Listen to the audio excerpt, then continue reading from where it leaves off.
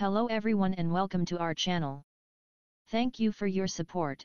Please click on the button below to subscribe and hit the bell to be notified about the newest videos. After the success of our first video, we present new facts about the worst cruise ship disasters.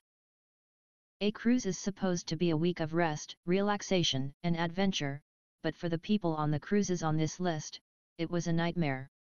This list is full of the worst cruise ship disasters in history, from disease outbreaks, to power outages, to shipwrecks.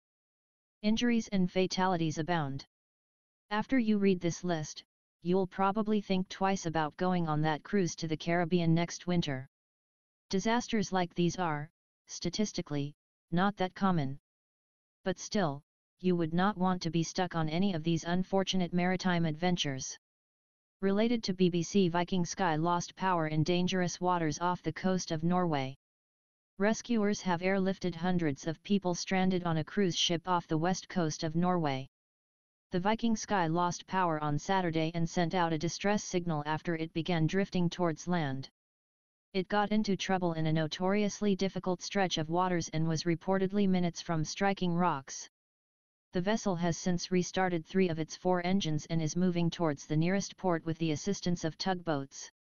So far, almost 500 of the 1,373 passengers have been airlifted off the ship. Most of those on board are said to be British or US citizens. During the night, the sea was very rough. The boat rolled and rolled. And then we went to breakfast. And then we were going for the afternoon film show, and then the lights suddenly went out, said Derek Brown, from southern England, who was on board with his wife Esther.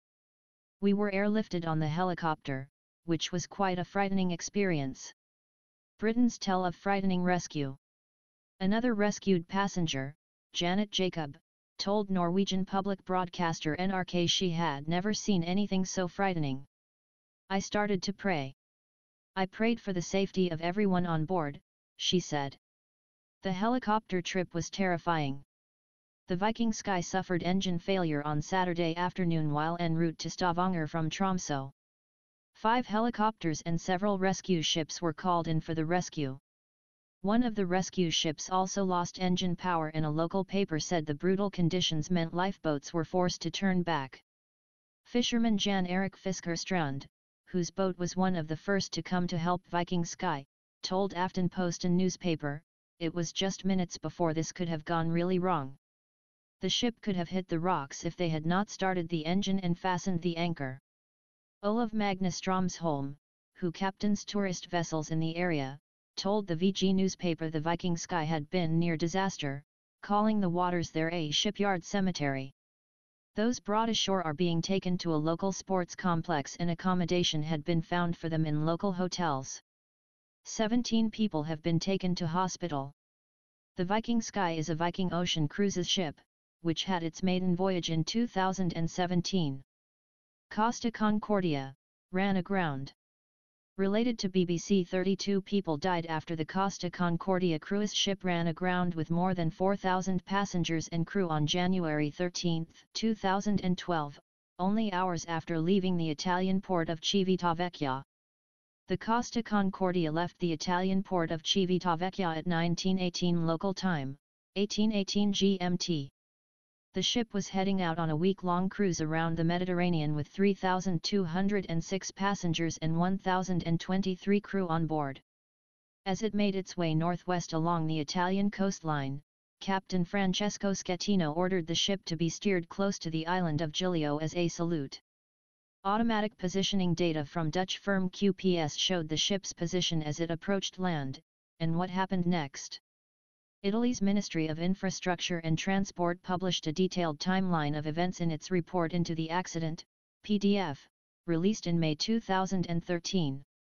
Other details emerged at pre-trial hearings, including excerpts of the frantic conversations between the captain and his crew in the aftermath of the accident, captured by the ship's black box voice recorder.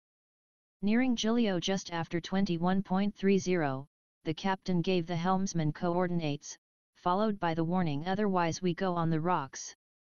Minutes later, at 21:45, the Costa Concordia hit a rocky outcrop while traveling at around 16 knots. The ship was holed on the left-hand side, started taking on water and began to tilt. Engine rooms were flooded and power was lost. The crew struggled to assess the situation and relayed incomplete information to the Italian authorities. At 21:52 the chief engineer and electrical officer tried and failed to start the ship's emergency diesel generator. Shortly afterwards, passengers were told that the ship was suffering a blackout, but that the situation was under control. The same information was given to the harbour master at Civitavecchia. Positioning data shows that the Costa Concordia turned and began to drift back towards the island's port soon after 2200 hours due to, investigators say, a combination of the wind and the rudder positioned to starboard, right. As it drifted, the ship then began to list in the opposite direction, possibly caused by water in the damaged hull rushing to the far side during the turn. At 22:12, the Coast Guard called the ship to say passengers were reporting problems to the local police, but the captain replied, "We have a blackout and we are checking the conditions on board." At 22:22 the captain gave orders to tell the Coast Guard that they had had a failure and needed help from tugboats. The radio operator did this and added that all the passengers had been given life jackets, none was injured and there was a gash in the left side of the ship. At 22:33 the general emergency alarm was raised and passengers told to go to muster stations and await instructions. By 22:48 the ship had settled on the rocky seabed, tilted by more than 30 degrees. The captain finally gave the order to abandon ship at 22:54. Most passengers escaped in lifeboats, but evacuation efforts were hampered by the angle of the tilting ship. The Coast Guard launched boats and helicopters to carry stranded passengers to safety. At 23:19 Captain Schettino abandoned the bridge, leaving the second master to coordinate the evacuation. However, by 23:32 the second master also left the bridge. Around 300 passengers and some crew were still on board. At midnight dozens of passengers remained, many clinging to the exposed side of the ship. In a conversation recorded at 12:42, a Coast Guard commander ordered the captain to get back on board. He did not, and went ashore. The rescue continued over the weekend, with the ship's safety officer, Marco Giampietroni, being discovered and evacuated with a broken leg at 12 o'clock on Sunday. A South Korean couple were also rescued. Cap Schettino was arrested and later went on trial, charged with multiple counts of manslaughter and abandoning ship. He admitted making a navigational error, and told investigators he had ordered the turn too late as the ship sailed close to the island. The ship's owners, Costa Cruises, said the captain had made an unapproved, unauthorized deviation in course, sailing too close to the island in order to show the ship to locals. Crash investigation. Automatic tracking systems show the route of the Costa Concordia until it ran aground on January 13. Data from August 14, 2011 show the ship followed a similar course close to the shoreline, according to Lloyd's List Intelligence.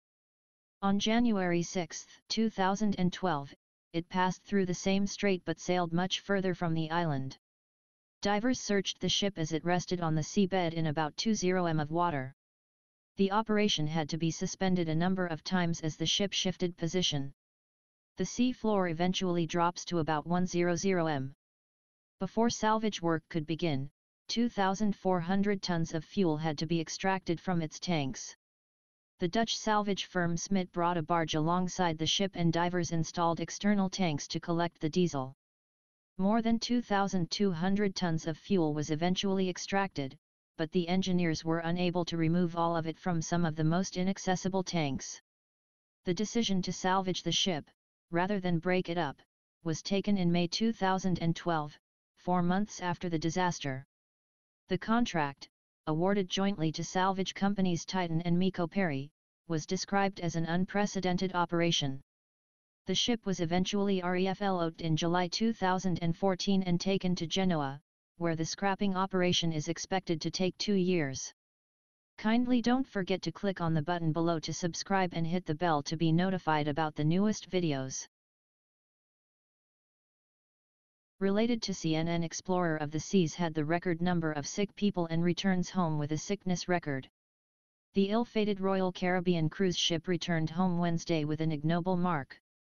Nearly 700 crew and passengers fell ill aboard the Explorer of the Seas, the highest number of sick people reported on any cruise ship in 2 decades, Centers for Disease Control and Prevention data show.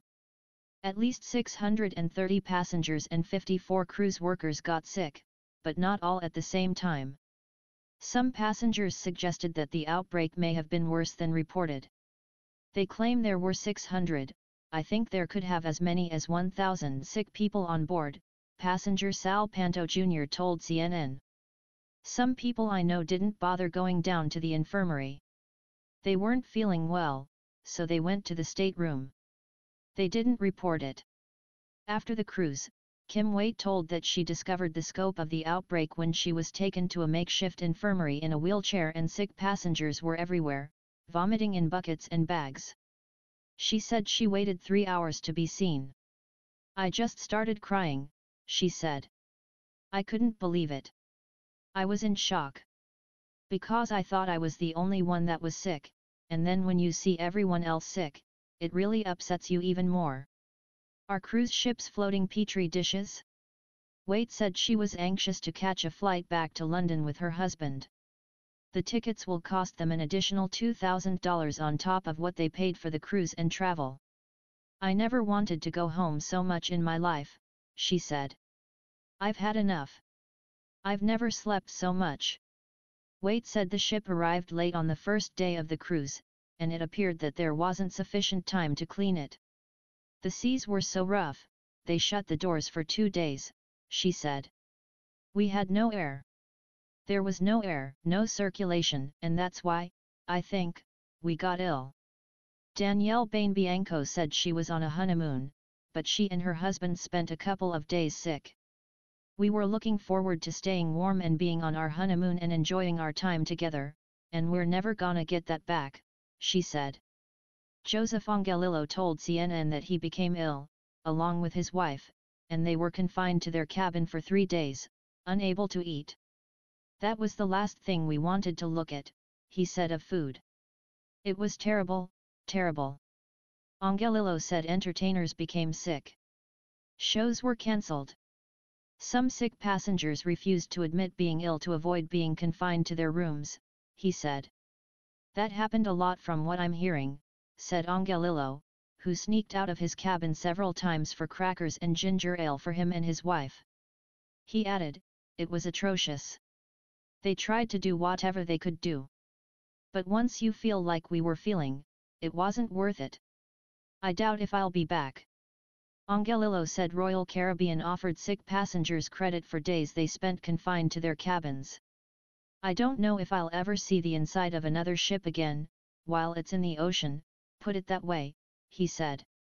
I lost 5 pounds.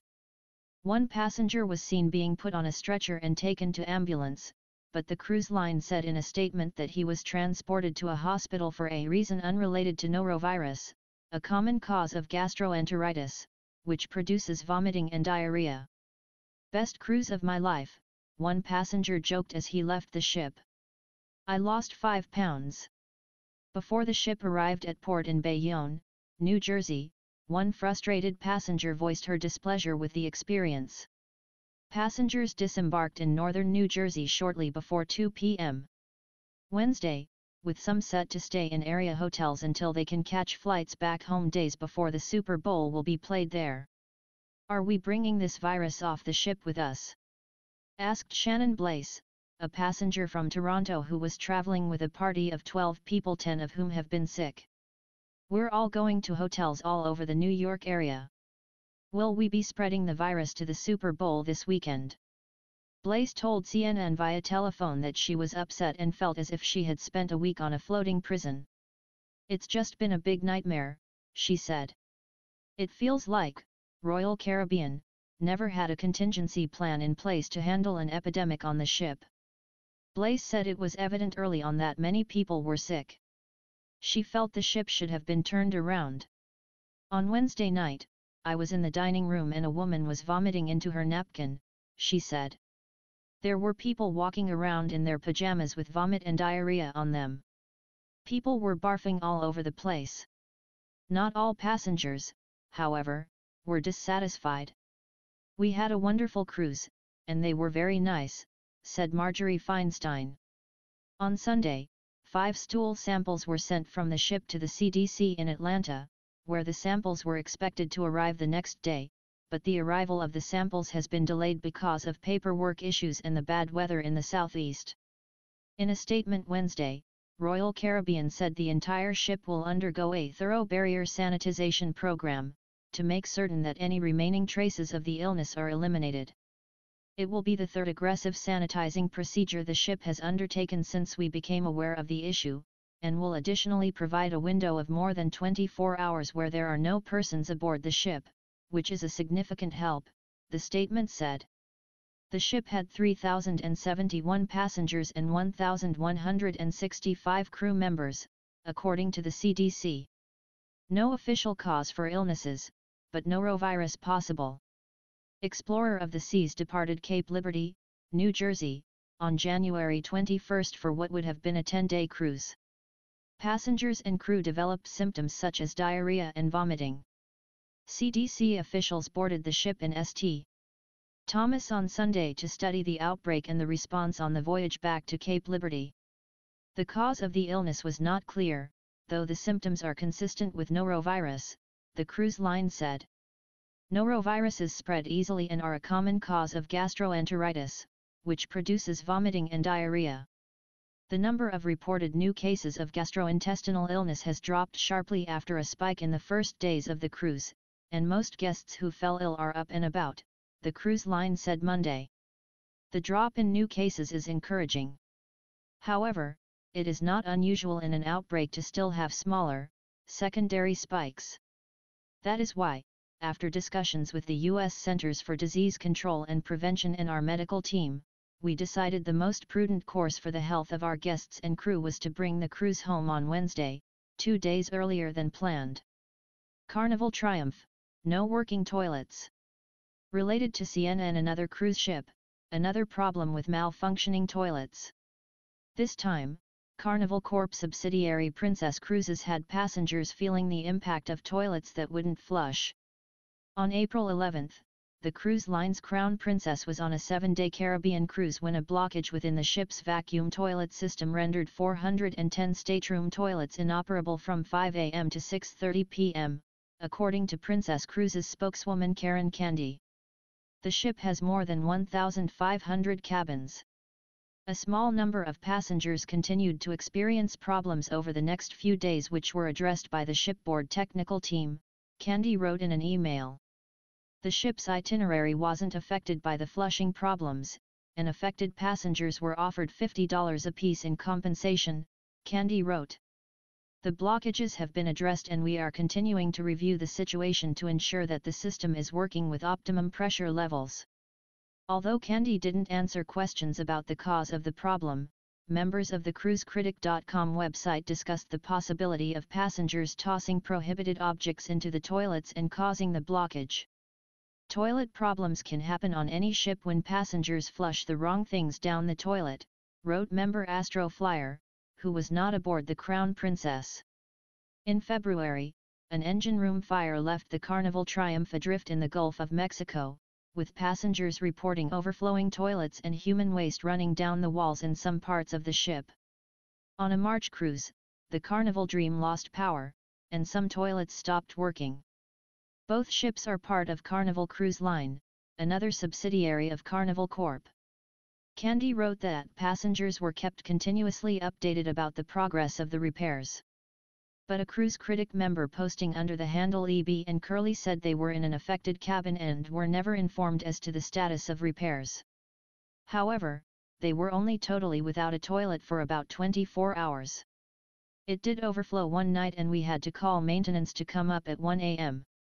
CruiseCritic.com reported that the ship left Galveston, Texas, on April 13 for its scheduled transatlantic repositioning cruise to Europe. Seaborne Spirits, attacked by pirates. Related to CBS News, pirates fired a rocket-propelled grenade and machine guns Saturday in an attack on a luxury cruise liner off the East African coast, the vessel's owners said.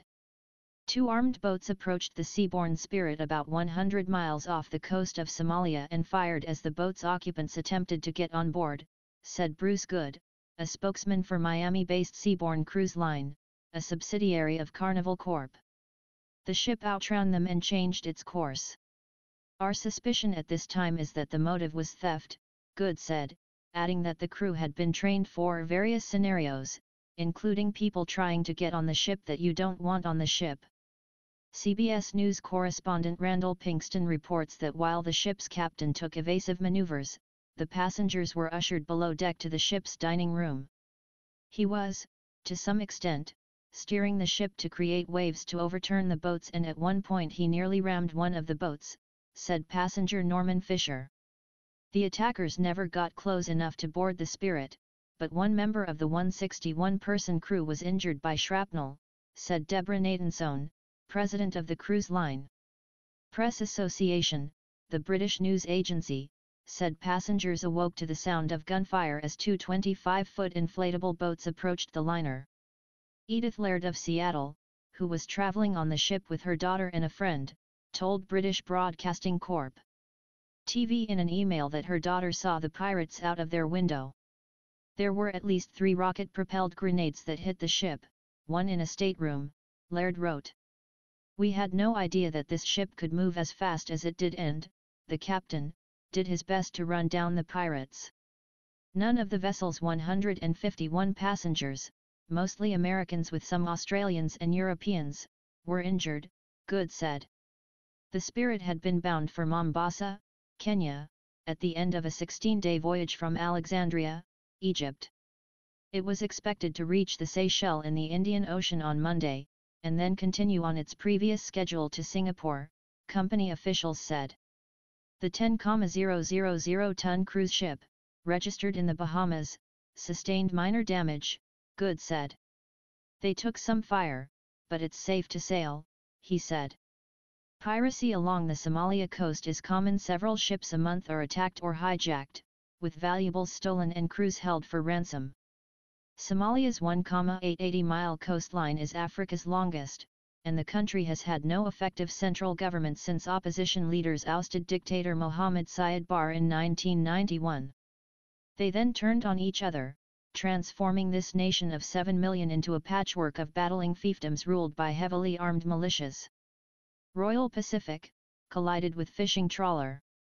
Related to the Independent, the cruise ship Royal Pacific sank after a nighttime collision with a fishing boat, killing at least 4 people, injuring 70 and leaving up to 26 missing. Rescue ships picked up hundreds of survivors, and the search for the missing is continuing. The Royal Pacific had left Singapore on Friday night for a 2-day cruise to nowhere along the Malaysian coast with more than 500 people on board, including 12 Britons. A crew member said the collision with a Taiwanese boat, which tore a 6-foot hole in the Royal Pacific, occurred in the Straits of Malacca off southern Malaysia while most aboard were asleep. Everybody panicked and jumped out into the dark sea, Mohammed Shahrudin said. Several survivors said the crew gave them no warning or help after the vessel was holed at 3 a.m. We did everything by ourselves, one passenger said. No crew was there to help us. We threw our daughters in the water first, then jumped in. It took us half an hour to reach the rubber dinghy and another hour for the lifeboat to come. The crew was so multiracial that they did not know what each other was speaking. We were not even shown how to put on a life jacket. The Royal Pacific, built in 1965 and formerly named Empress and Empress of Australia, is managed by Tony Travel and Agency Ltd of Piraeus. The Greek Merchant Marine Ministry said the vessel was owned by Internav Ltd in London. But a spokesman for the company said in London it merely helped manage the vessel. Star Princess, fire on ship. 1:45 p.m., in what is a cruise line's biggest nightmare, Princess Cruises' Star Princess caught fire today while at sea, making its way from Grand Cayman to Montego Bay. The fire, which broke out in a midship stateroom at approximately 3 a.m., quickly spread further and seared 3 decks of cabins. What is particularly terrifying is the sight of the melted balconies. CNN at this point estimates 100 cabins were engulfed in the flames. 1 passenger has died, 2 are suffering from significant smoke inhalation injuries and 9 others experienced minor complications resulting from smoke inhalation, according to a Princess press release. All injured passengers are now in stable condition in the ship's medical center. While the ship is now docked in Montego Bay as of 11:30 a.m., and the fire has been extinguished, the middle of the night timing while the ship was at sea meant that passengers were forced to go to muster stations. Reports cruise critic member Carolyn, screen named Jayskids, a major fire broke out at 3 a.m. last night. Our balcony was completely engulfed in flames, it was a wall of fire. Steve and I have lost everything but the clothes on our back.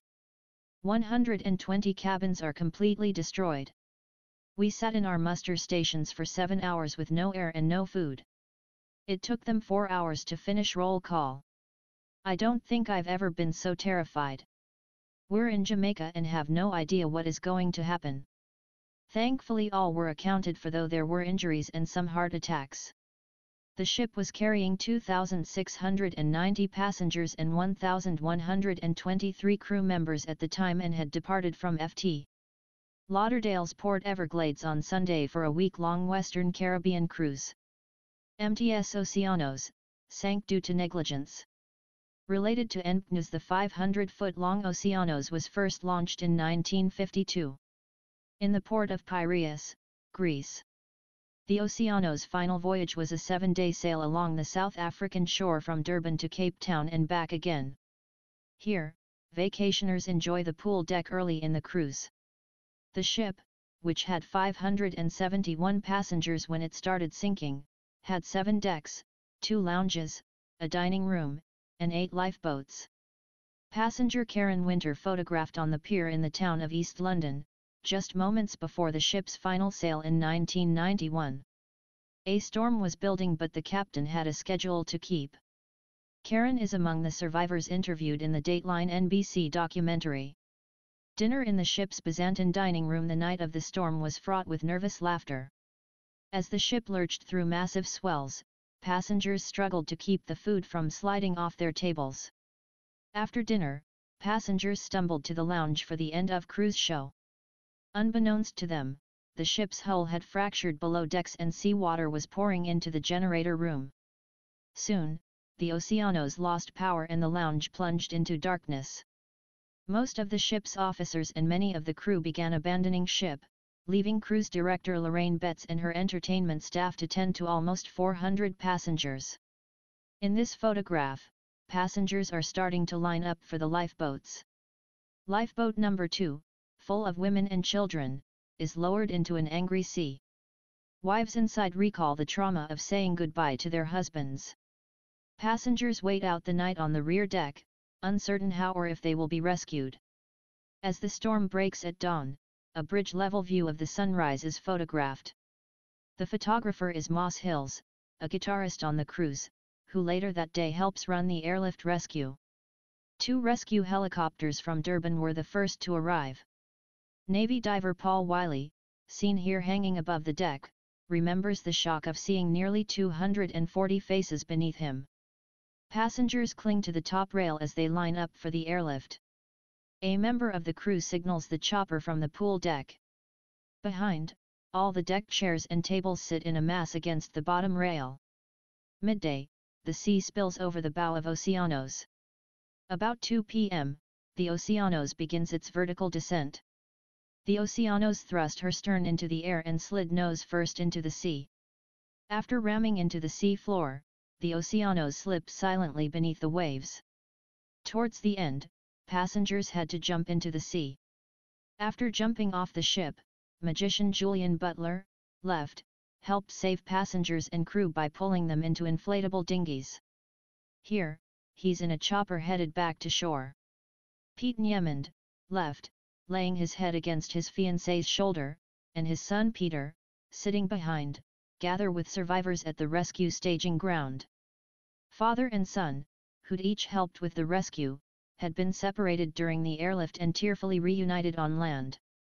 The ship's captain, Yanis Avranaz, was one of the first rescued in the airlift. Avranaz declined Dateline NBC's request for an interview, but after the incident, explained that given the lack of communications on board, he felt he could better run the rescue from shore. For his actions, Navy diver Paul Wiley received South Africa's highest medal of honor, an honoris crux gold. It was only the sixth awarded in South African history. Lifeboat number 5, salvaged, is now part of an exhibit at the East London Museum in South Africa. Pacific Sun, violent storm. Related to maritime executive P&O's Pacific Sun cruise liner was hit with huge waves about 650 kilometers off the coast of New Zealand. The Australian cruise ship rolled during the incident, injuring 42 of the 2,403 passengers and crew on board. CCTV footage from inside the ship, made public by the website LiveLeaks, Wednesday, shows passengers and crew being tossed around the room along with chairs, tables and various other items. Injuries sustained during the chaos mostly included cuts and bruises, however there were reports of broken ribs and limbs, and a fractured pelvis. The worst injuries occurred when machines in the ship's casino fell on top of passengers and crew. The Pacific Sun was returning from the islands of Vanuatu after a week-long cruise when its side was hit with huge waves. The ship rolled in the evening time just when passengers were sitting down for dinner. The incident was fully investigated and the line has since taken numerous safety precautions, including bolting down tables.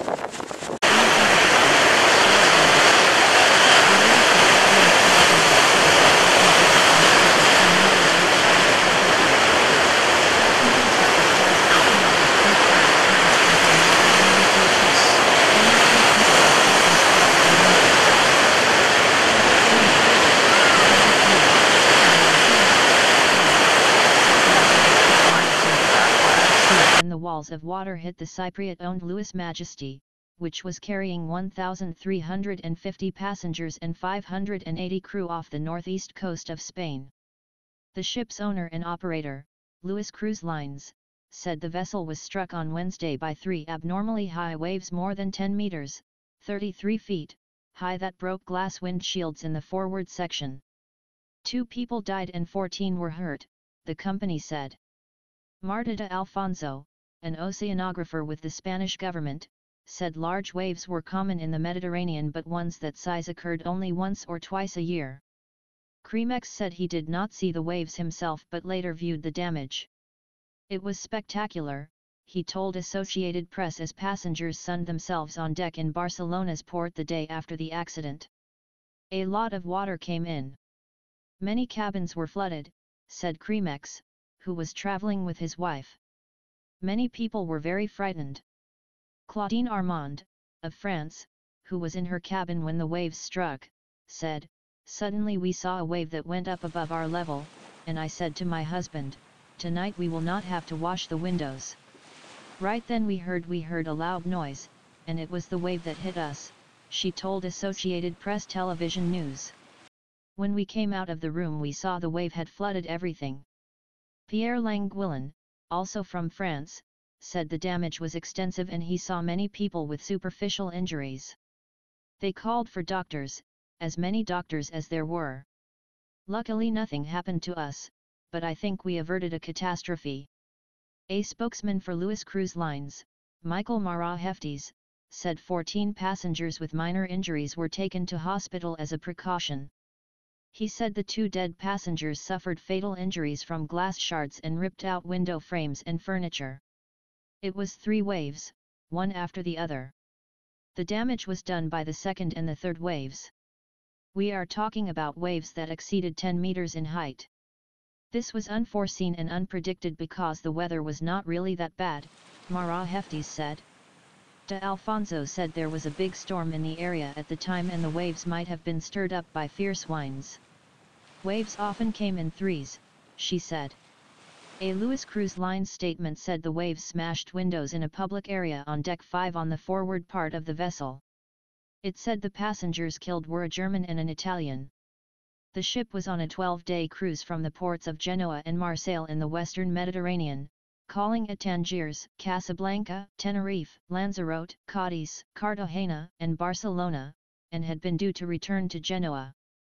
Celebrity Mercury, norovirus outbreak.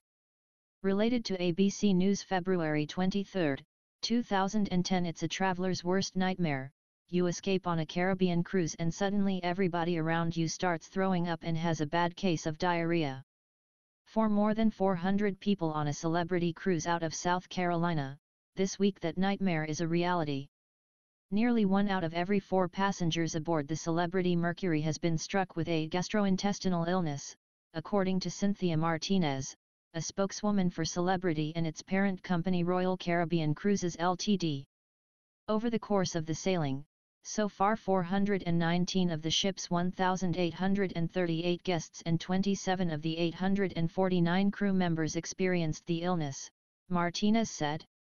The ship's crew is conducting some enhanced cleaning and giving passengers anti-nausea and diarrhea medication such as Pepto-Bismol and Imodium, depending on symptoms, Martinez added. Passengers were instructed to stay in their cabins until the virus passes. The 12-day Caribbean cruise left Charleston, SC, on February 15 and is expected to return Friday after stopping at various islands in the Caribbean including Puerto Rico, St. Thomas, St. Martin, St. Kitts and the British Virgin Islands. Ms. Black Watch, death from Legionnaire's disease. Cruise critic reports that a passenger whose husband died after contracting Legionnaire's disease during a cruise aboard Fred Olsen Line's Black Watch, who would name a cruise ship, Black Watch, received a settlement after 3 years of litigation. Audrey Heath, from the UK sailed with her husband, Robert Heath, on the Fred Olsen cruise ship when a number of passengers were affected by the illness while on board. The cruise line ended the cruise early. Mr. Heath went to see his local doctor, who performed no tests, and sent Mr. Heath Legionnaire's disease, cruise death home with antibiotics. He died at home the next day.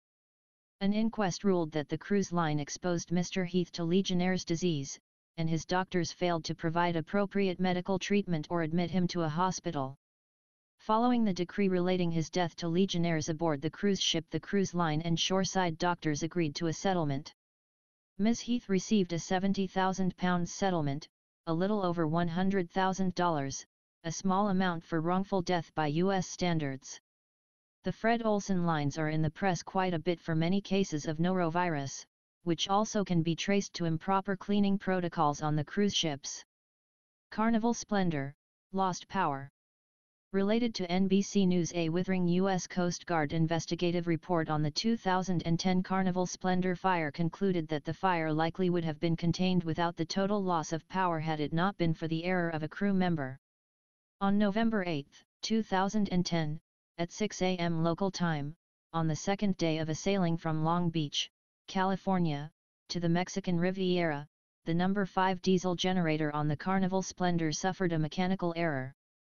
That led to the ejection of engine components, lube oil, and fuel, causing a fire between the number 5 and 6 generators, and this ignited overhead cables, the report says.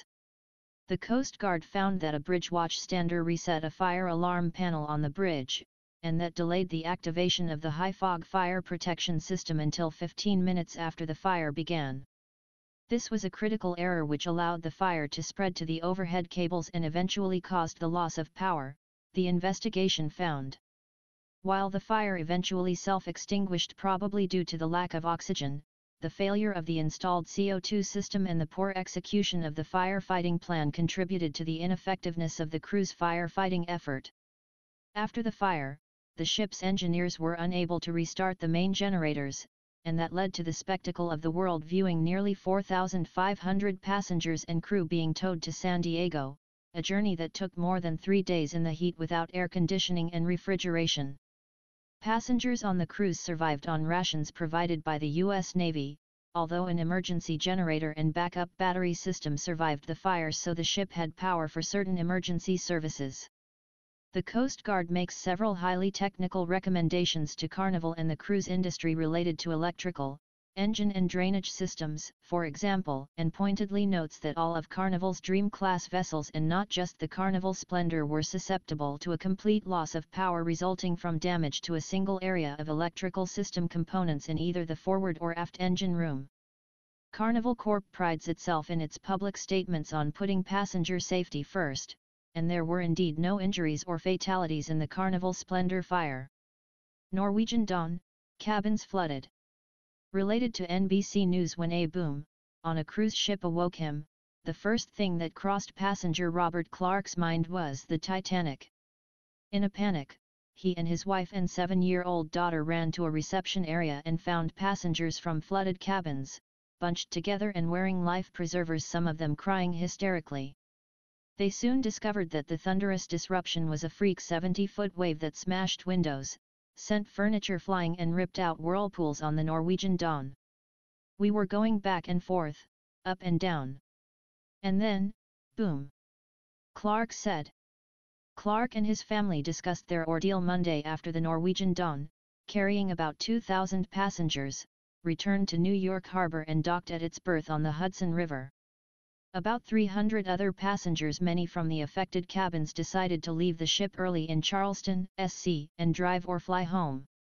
Rough seas over weekend. The 965-foot White Ocean liner left New York on April 10 and was sailing back to New York from the Bahamas when it was pounded with heavy seas over the weekend. The Norwegian Dawn docked at Charleston for repairs and a Coast Guard inspection before continuing its voyage to New York. Norwegian Cruise Line said 62 cabins were flooded and 4 passengers had cuts and bruises.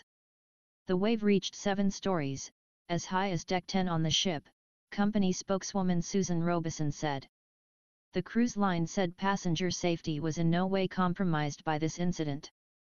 Still, Clark said he was eager to leave the ship and return to his home in New York City. Why would you go through a storm? Can't they see it coming? I'm trying not to be angry, said Clark, a radio production manager. Bill and Ellen Tesoro of Wayne, NJ, went to the ship's casino when the storm began to take their minds off the weather. That's when the captain announced that drinks are free all night, Bill Tesoro told the Daily News. But then there was another horrendous slap on the water. The couple returned to their suite, where a glass table toppled and a desk went flying across the room. Others woke up to find shoes and magazines floating in a foot of water. I thought I heard water sloshing around, and then I woke up and saw it, and it was surreal, Stacy Maryland of Hamilton, NJ, told the newspaper. Passengers got a refund of half the trip's cost and a voucher for half the price of a future cruise, Robeson said. Thank you for watching. Kindly don't forget to click on the button below to subscribe and hit the bell to be notified about the newest videos.